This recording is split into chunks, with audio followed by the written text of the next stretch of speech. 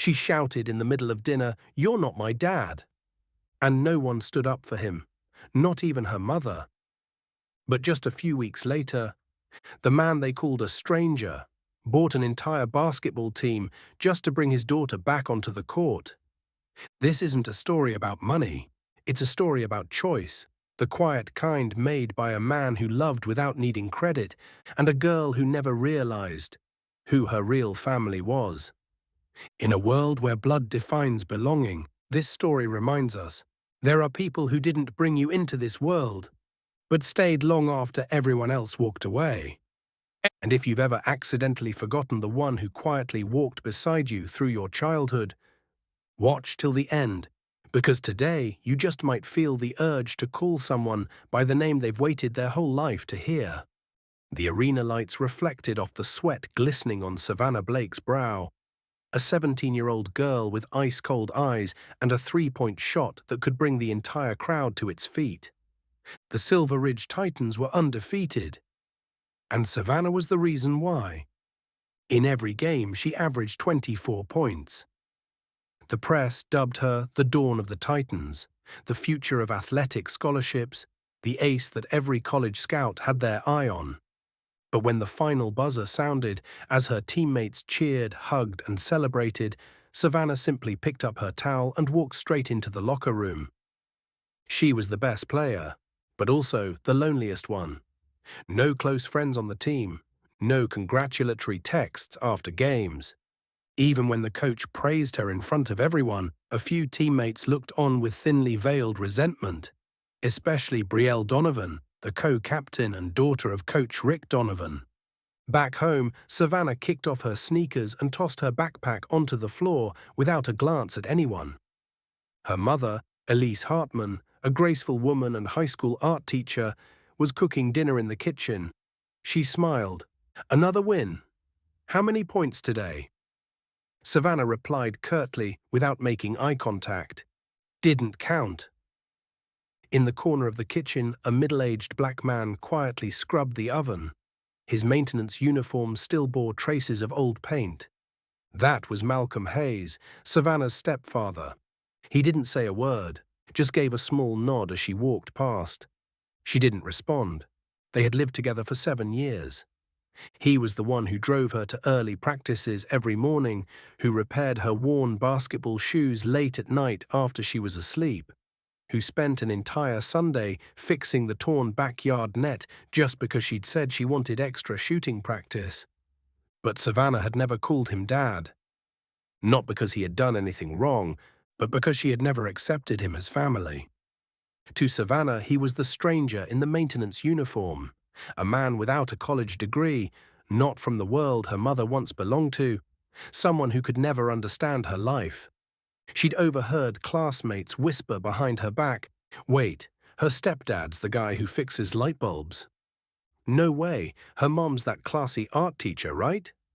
Savannah hated those comments, and instead of defending him, she chose to erase him from her life. She shone on the court. But at home, there was a void. Not because anyone abandoned her, but because she never gave anyone the chance to stay. Malcolm looked at her dirty sneakers lying in the middle of the living room. He knelt down, gently picked them up, as he had done hundreds of times before, and wiped them clean with the sleeve of his own shirt. Wednesday afternoon practice started like any other, the rhythmic bounce of basketballs on the hardwood, Coach Rick Donovan shouting tempo commands. Savannah arrived early and warmed up thoroughly. She didn't smile, she didn't socialize. That just wasn't her way. During the 2-on-2 drills, Savannah was paired against Brielle Donovan, the coach's daughter. The play unfolded in a flash. Brielle fumbled a sloppy pass, Savannah intercepted it cleanly, pivoted, and launched into a fast break. Brielle charged after her, slammed into Savannah's shoulder, lost her balance, and fell hard. It wasn't a serious fall, but in a team rife with silent tension, it was all the spark needed. "Watch it, Savannah," Brielle snapped from the floor, clutching her elbow. Savannah turned around, eyes steady. "That wasn't my fault." No one said a word, but everyone was watching, A heavy silence descended. Even Coach Rick Donovan paused for a few seconds before walking over to help his daughter up. Practice ended earlier than usual. Savannah packed up in silence. No one said goodbye. No one even looked her way. What she didn't know was that a team meeting had been scheduled an hour later, and she wasn't invited. That evening, while unwrapping the tape from her knee, Savannah received an email from the coaching office. Savannah Blake is hereby suspended from competition for 3 weeks due to unsportsmanlike conduct during practice. Reason: physical aggression and disrupting team unity. She froze. No warning, no conversation, no one defended her, no one asked questions. She printed the email and handed it to her mother. Elise read it in silence, then softly said, "You should apologize. Don't make things worse." Savannah stared at her. "You mean I should apologize for playing correctly and making the coach's daughter trip?" No reply. She turned to the only other person in the room, Malcolm Hayes. He stood near the doorway, holding a bag of ice and some gauze. He stepped forward, offering them. "But I don't need that," Savannah shouted. "You don't get it. You don't understand how this team works. You don't know who protects who. And you don't get to interfere." The air froze. Elise looked down at the floor. No one spoke. Malcolm stood there for a few moments, then gently placed the ice pack on the table and turned away. Not because he was afraid, but because he'd heard those words too many times before. Savannah slammed her door shut. He picked up the now melted ice pack and tossed it into the trash. Her pain, he couldn't heal, because the wound inside her was in a place no one could reach. That evening, dinner unfolded under a heavy silence. Across the table, her mother Elise stirred her soup in silence. Savannah pushed her plate of spaghetti aside, barely touching it. And Malcolm, always Malcolm, with his sleeves rolled up, quietly poured more water for both women as if nothing had happened. "Are you going to school tomorrow?" Elise asked gently. Savannah let out a bitter laugh. "What for? I'm off the team. Just going to give them more reasons to talk behind my back." Elise tried to respond, but Savannah stood up, chair scraping loudly against the floor. "I'm done eating." Malcolm watched her. He spoke softly, no anger, no judgment. "Savannah, if you want help with the team, I can speak to the school or don't." She cut him off, whipping around. Her voice wasn't loud, but it was sharp, cold, like steel. "You don't understand anything. You don't know how girls like Brielle live, who her father is, or how this team really works. You're not my father. You don't get to have a say in anything. And to me, you're just a stranger in this house." The air shattered. Elise looked up, stunned. Malcolm stood frozen. No one moved, but the weight of that sentence collapsed 7 years of quiet effort from a man who only ever tried to be there. Savannah walked away, heading upstairs. The door slammed above them. Elise whispered, almost afraid, "Don't be angry with her. She's just hurting." Malcolm didn't reply. He simply sat back in his chair, picked up his fork, and gently moved Savannah's untouched spaghetti onto his plate. He ate, bite by bite, as if nothing had happened, but his hand trembled slightly. That night, Malcolm sat alone in the living room. He opened a worn notebook from the drawer, filled with birthdays, game dates, and practice schedules for Savannah. He flipped to a blank page, paused, and didn't write anything. That night, long after the lights in the house had gone out, Malcolm Hayes was still awake. He sat alone in his small office downstairs, a room Savannah had never once entered. The soft glow of the desk lamp cast warm light across his face. Tired but calm, he opened his laptop, logged in through 3 layers of security. A video conference was already waiting. On the screen, 7 small windows showed executives, some in New York, others in Zurich, Tokyo. One of them spoke. "Chairman Hayes, the final paperwork is signed. The Silver Ridge Titans are now officially under Hayes Legacy Group." He nodded. Good.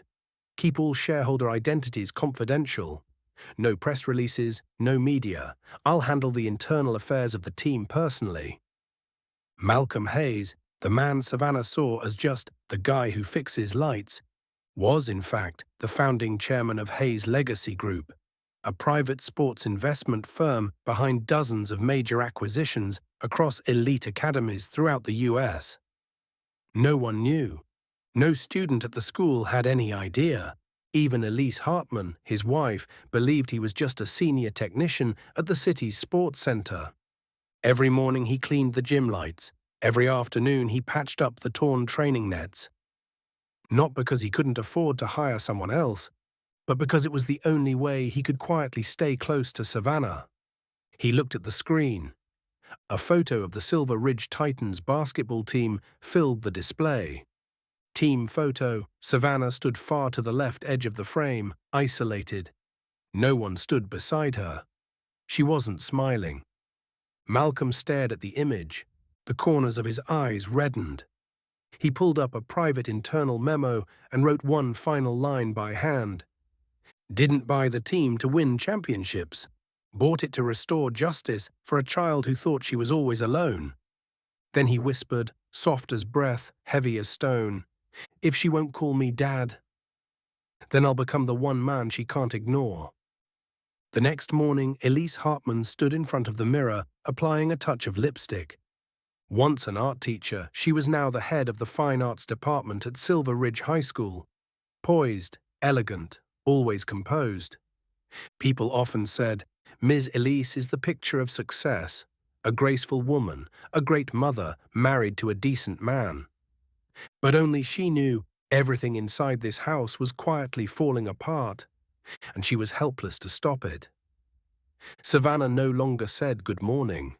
Dinner had become a battlefield of silence, and Malcolm, her quiet husband, still went about fixing the squeaky cabinet handle, still woke up early to wash the car, still brewed coffee for both mother and daughter, as if last night's cruel words had never been spoken. Elise knew. She knew Malcolm was hurting, but she remained silent. When they first married, she had told him, "I don't need you to be her father. Just be here. Be steady." When Savannah entered high school and grew rebellious, Elise had added, "Please, don't step in too much. She's not ready to accept anyone in her father's place." Malcolm never complained, never pushed back. He just stepped back, one step, then another. And by the time Elise looked again, he was standing, very far away. Last night, when she heard Savannah call him a stranger in this house, Elise had wanted to scream, "No, that's not true, she's wrong." But she didn't, because deep down she was afraid. If she defended her husband, her daughter might resent her. If she sided with her daughter, her husband might pull away forever. So she chose not to choose, and in doing so, let them both get hurt. That morning, as Malcolm left the house, Elise stood on the balcony watching him.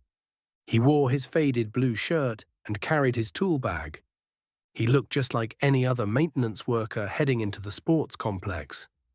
But she had no idea that he wasn't going there to fix a light bulb. He was going there to take ownership of her daughter's basketball team. Elise watched as he disappeared into the morning sun. She whispered, unsure if it was to herself or to him, "Don't walk away, Malcolm. You're the only one who's never left me." Monday morning, a new announcement appeared on Silver Ridge High School's internal bulletin board. Change in sports program ownership. The Silver Ridge Titans are now officially under new management. Acquiring entity, Hayes Legacy Group. No photos, no press conference, no grand introduction. Just a short, clipped notice. Enough to send a ripple of confusion through the school's administration. In the athletic department office, Coach Rick Donovan stared at the email like it was a subpoena. "Hayes, Legacy?" he muttered, frowning. "Never heard of them. Who's backing this?" His assistant couldn't find a single press article. Only that this group had acquired full control from the previous sponsorship board, and now held complete authority over all staffing decisions, including coaching positions and team rosters. Out on campus, rumors spread faster than the official notice. Pretty sure the new owner's Asian. No, I heard he's from New York. Someone said he once funded a college that won nationals. But no one, not a single soul, mentioned Malcolm Hayes. No one thought of the man who patched up practice nets, the man who quietly picked up dropped shoes, the man who always sat in the back row at every game, without saying a word. And just then he walked in. Malcolm Hayes, white dress shirt, simple black jacket. No name tag, no bodyguards. He didn't come to make a statement. He didn't come to flex authority. He came to exercise the quietest, yet most powerful kind of authority. The authority born of love. He walked down the hallway. No one dared stop him. And as he passed the athletic office, he paused. Exactly 3 seconds. Coach Donovan looked up and gave an awkward nod. Malcolm returned only a look. Not angry, not cold, just the look of a man who was ready to restore justice. Savannah had no idea. She sat alone on the stone bench behind the gym building, spinning an old basketball in her hands. Just a few meters away, in a quiet meeting room, her name was being added to the honor restoration list. And the person who submitted that request was sitting across from the principal. Wednesday afternoon, the entire Silver Ridge Titans team was summoned to the new athletic auditorium, a space usually reserved for parent meetings or graduation ceremonies. No one knew what was happening. There were no press releases, no sponsor banners, no welcome signage. Just rows of plastic chairs arranged in a circle, a single microphone on a wooden podium, and a silence thick with tension. Coach Rick Donovan stood at the edge of the court, arms crossed. His daughter Brielle sat in the front row, lips pressed tight. Behind her, more than 20 team members whispered, "I heard the new owner flew in from New York." Probably some big shot in a suit, luxury car and all. Do you think they're going to cut players? The auditorium doors opened. Footsteps echoed sharply on the hardwood floor. Everyone turned. A middle-aged black man stepped inside. White dress shirt, pressed but old. Simple grey jacket. Clean black shoes, but not polished. No iPad, no paperwork, no assistant. Just Malcolm Hayes. Exactly as he always was. But today he didn't enter like a maintenance man. No hurried nods, no walking quietly along the edges like he was invisible. He walked straight to the podium, stopped, scanned the room with steady eyes, and paused when he saw her, Savannah Blake, seated in the middle row, frozen in disbelief. No one spoke. No one knew what to think. Then the principal stepped beside him, voice solemn. "Let me introduce you to Mr. Malcolm Hayes, chairman of Hayes Legacy Group, and the new owner of the Silver Ridge Titans." The room went still. A few students jolted upright. Brielle turned to her father, lips trembling. Coach Donovan looked down, avoiding every eye. And Savannah, stone still like a statue. She couldn't look away. The man she once called a stranger in the house was now standing on the stage with the quiet power of a man who owned everything. Malcolm stood at the microphone, took a slow breath, and spoke his first words. Not with the voice of a CEO, but with the voice of a father long exiled from the borders of love. "I know some people in this room don't believe I should be here. But I have a reason." And that reason was sitting right there in the middle of the auditorium. Fists clenched, heart pounding. Malcolm stood silently at the microphone for a few seconds. No notes, no script, no need. He looked directly at the athletes in front of him. Calm gaze, but something was burning quietly beneath his rough, steady voice. "I didn't buy this team to change tactics, not to turn a profit, and certainly not to promote some or punish others." Every eye in the room was fixed on him. Savannah sat motionless, her hands unconsciously gripping her knees. He continued, each word landing like a hammer on the hard wood. I bought the Silver Ridge Titans because I couldn't bear to see another child, abandoned by the very people who were supposed to protect them. No one moved, no one spoke. A few faces lowered their eyes. Malcolm glanced around, then paused, right where Savannah sat. I watched a talented young girl pushed off the court, not because she played dirty, but because she didn't have the right last name. No one behind her, no connections, and no voice loud enough to defend her. Brielle swallowed hard. Coach Donovan clenched his fists, but said nothing. Malcolm's tone dropped, but every word sliced through the silence. They said she lacked team spirit. But no one ever asked, is team spirit just quietly enduring injustice to keep the peace? He paused, then spoke, slowly, clearly, aiming straight at the center of Savannah's heart. I didn't buy a team. I bought back the trust of a child who had been left behind. Not by society, but by her own family. That last line shattered the air. Some students turned to look at Savannah. She turned away, eyes beginning to blur. But her back stayed straight. Malcolm gave a quiet nod. He said nothing more. He stepped down from the podium. No applause, no bow. He left behind only a suffocating stillness. A room where for the first time the truth had been spoken, and no one dared deny it. Savannah's bedroom was steeped in silence. That night she sat at her old desk, the warm glow of the lamp casting shadows across her still puffy face. The first game under the new ownership was approaching, but her mind couldn't escape the words she had heard earlier. I didn't buy a team. I bought back the trust of a child who had been left behind. She still didn't understand. Why did he do it? Why her? And had he really hurt that deeply all along? Savannah opened an old drawer looking for her worn-out game shoes. As she lifted the insole, a small, crumpled, yellowed piece of paper fell out.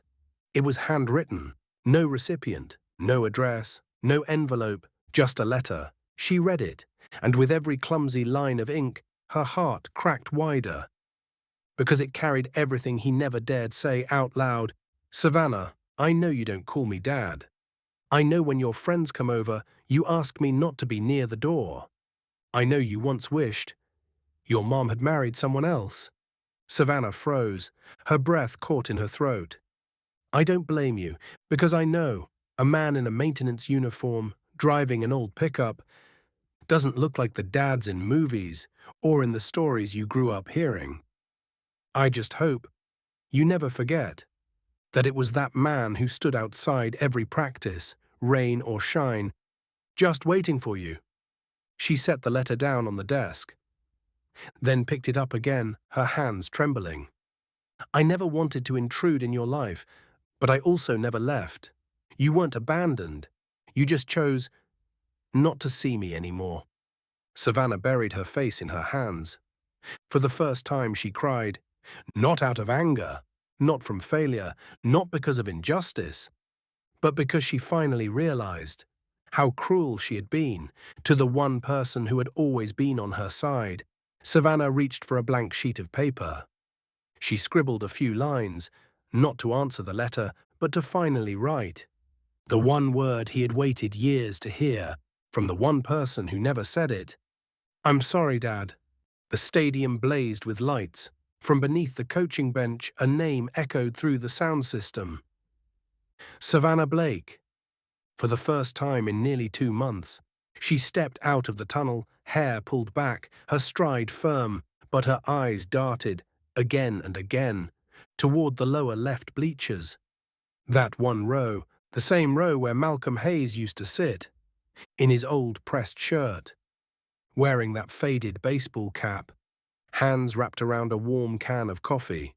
That seat was empty. Maybe he didn't come today, she thought. Maybe he thinks, I don't want him here anymore. For the first time, Savannah's heart didn't feel distant. It felt afraid. Afraid he had truly walked away. afraid it was too late. The game began. The whistle blew. Her teammates called her name, but her eyes only searched the crowd. No old shirt, no familiar silhouette, no quiet presence, the one she should have called Dad a long time ago. Midway through the first quarter, she scored the opening basket. The crowd erupted. Cheers shook the walls, but she didn't celebrate. No raised arms, no triumphant yell. She simply turned her head and looked back at the empty row. Her gaze dropped slowly, as if searching for something that had already slipped away. A thought echoed quietly in her mind. I've returned to the court. But if Dad's no longer out there, then what does any of this mean?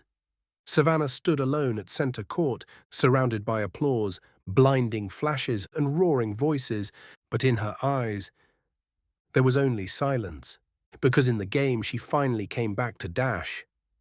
For the first time, the one person who mattered most was missing. The final minute of the championship game. The score was tied, all eyes in the stadium locked onto the free throw line. Savannah Blake, the only one who could decide the outcome. She stood there, ball in hand.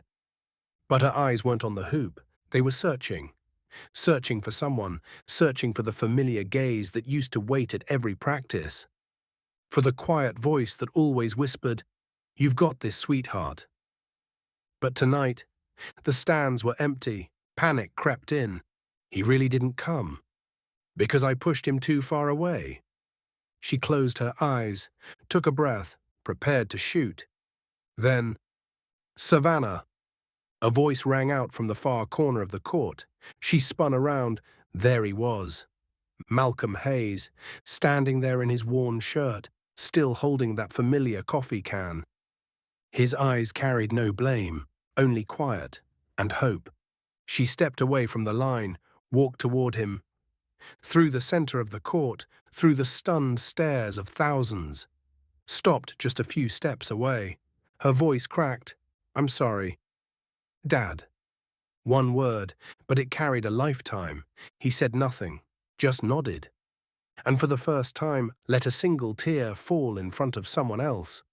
Savannah turned back to the free throw line. First shot, swish. The crowd erupted, but she didn't hear it, because in that moment, her heart held only one truth. I didn't lose this game, but more importantly, I didn't lose my father. A father doesn't need a title. He just needs to be called the right name, once. And that's enough to stay for a lifetime. After the game, reporters rushed in. Flashbulbs burst in every direction. Everyone was chanting her name, Savannah Blake, the girl who brought the Silver Ridge Titans back to glory. But as the cameras panned the crowd, searching for family members to capture in the celebration, the lower left row was already empty. Malcolm Hayes had quietly slipped away. He didn't stay for the trophy, didn't pose for photos. Not a single thank you was spoken into a mic with his name on it. But at the far end of the court, in the soft shadow behind the bleachers, he stood watching. From a distance, a backstage staffer approached and asked, "Are you her father? Why not go up and join them for pictures?" Malcolm simply smiled and replied softly, "I don't need to be named. I just need that girl to live her dream. And to know, I never left." Savannah stepped away from the photo area, her gaze searching, and stilled when she didn't see him. Then, she looked up toward the far end of the stands, the shadowed corner, and saw a figure quietly walking away, hands in his pockets, heading toward the back exit. She smiled and whispered to herself, "Still the same, Dad. Always gone. Just before the applause begins." There are those who choose to stand in the shadows, not because they're unimportant, but because they believe the most beautiful light is the one they give quietly to someone else. Malcolm Hayes never needed a title. He didn't need to be called Dad during 10 years of sharing the same roof. Didn't need his photo on the family altar. Didn't need his name listed on school forms or birthday party invites. He only ever needed one thing: for that girl to live her dream. And if it meant walking the sidelines 100 times, standing quietly in the last row of every game, or giving up his fortune just to buy back a broken trust, he would. Just to hear it once, a single word spoken softly, but enough to fill a lifetime. Dad. If you've ever known someone like him, someone who loved in silence, never asked for recognition, and only wished for you to chase your dreams, share this story, send it to the one you forgot to thank, and comment below, I had someone like that, and I won't let them go without calling them by their true name. Because not everyone who gave you life is the one who loved you most, and not everyone whose name is remembered is the one who truly deserves to be remembered forever.